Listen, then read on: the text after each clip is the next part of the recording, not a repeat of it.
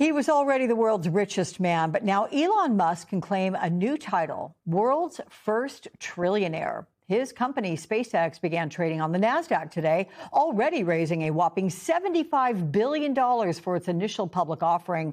That is the largest IPO in history. And this was Musk just this morning.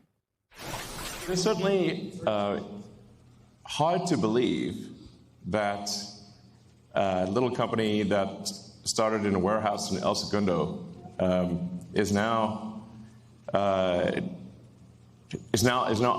going public with the largest IPO that ever.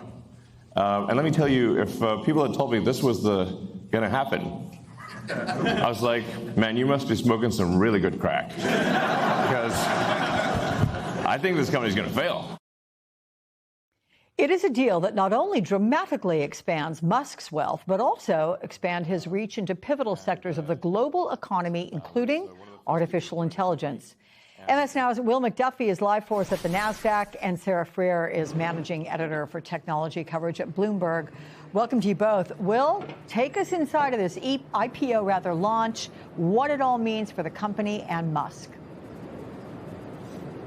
Well, Alex, it was highly anticipated in no small part because of the uncertainty around it. Experts weren't sure exactly how this stock was going to fare on the open market.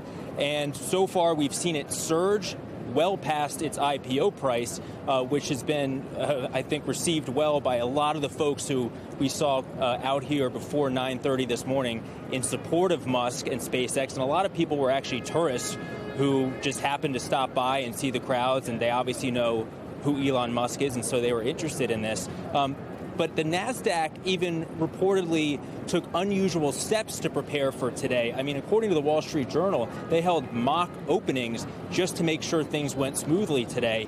And look, the stock price, as I said, has gone up, which has officially made Musk a trillionaire. And we spoke to some of those people this morning about that. Take a listen. He's going to become the world's first trillionaire, probably. I mean, is any concern about that or no? I think it is probably interesting that we are, I didn't expect to see that so early in my lifetime. But yeah, I don't know if I have commentary on whether or not that's morally good, but it's not surprising that it's him, I guess, of people it was going to happen to. He did all by himself, no?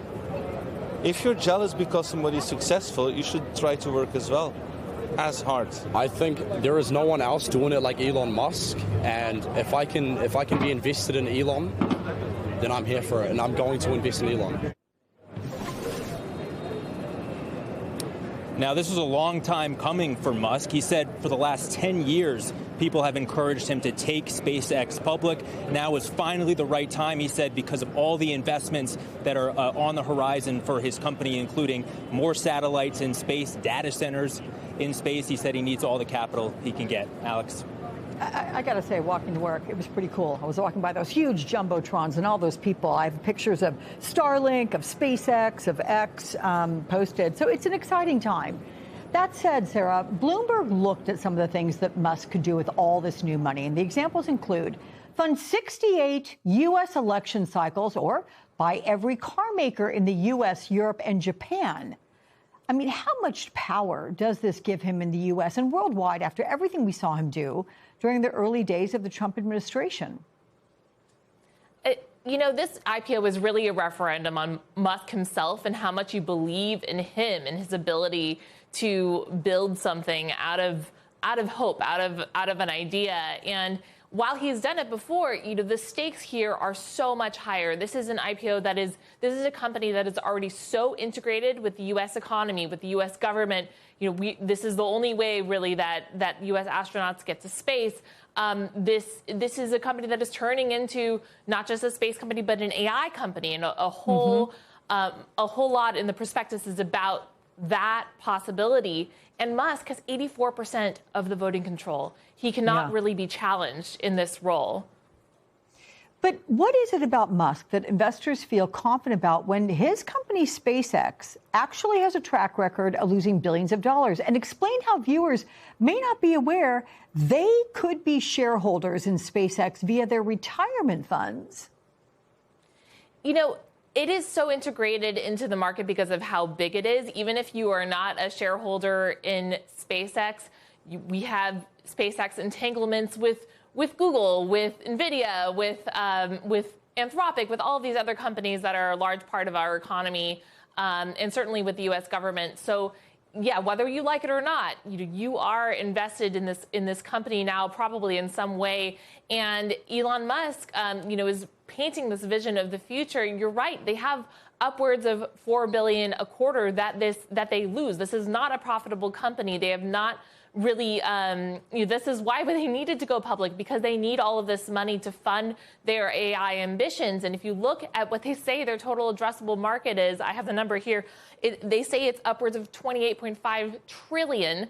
That is an unfathomable number, and most of that is the idea that they can sell AI to businesses, but that is it is very early business for SpaceX through their XAI acquisition. They really haven't proven that out, and it's very competitive with two other major companies that we'll see go to market in the next couple of years. Yeah, among them Anthropic, that's for sure. Okay, Sarah and Will, thank you both so much.